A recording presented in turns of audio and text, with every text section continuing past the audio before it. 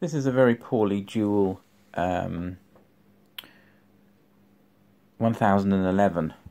Let's have a look. Yeah, 1011 turntable.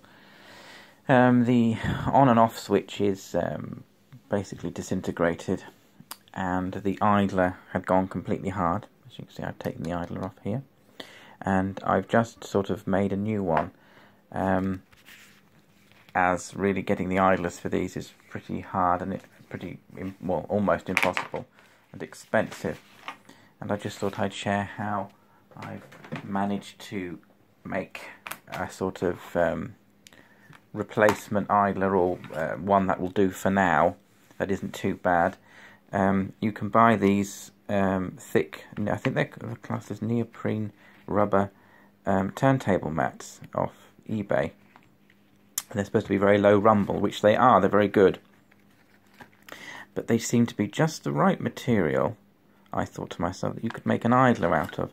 As you can see, I've had two attempts. This was actually cut out for something else, but I've had 3 goes, and I'm on my 3rd attempt, which I think has worked out quite well.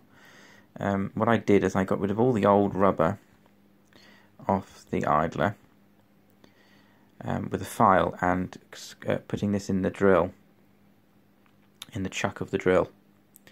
And once I got rid of the old rubber off both sides, I then super glued this to the mat here. Then I cut it out and cut out a rough circle, and then with the glue gone hard, and you can see it's gone through to the dimples in the metal here.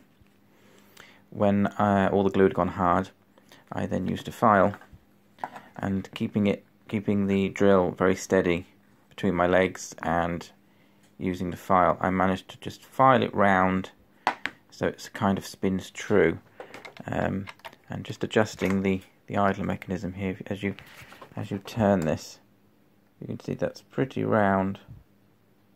You'll never get it absolutely perfect, but I didn't think that was a bad attempt. And of course, this rubber being designed on these mats for low rumble, I thought this would be an excellent material to use for an idler. It's very, very rubbery and grippy. So I just thought I'd share that with you. I've done this before, and it's worked absolutely fine. But I was just showing you, this is how, if you're stuck for an idler, you can see that normally this piece of metal would be inside the original idler.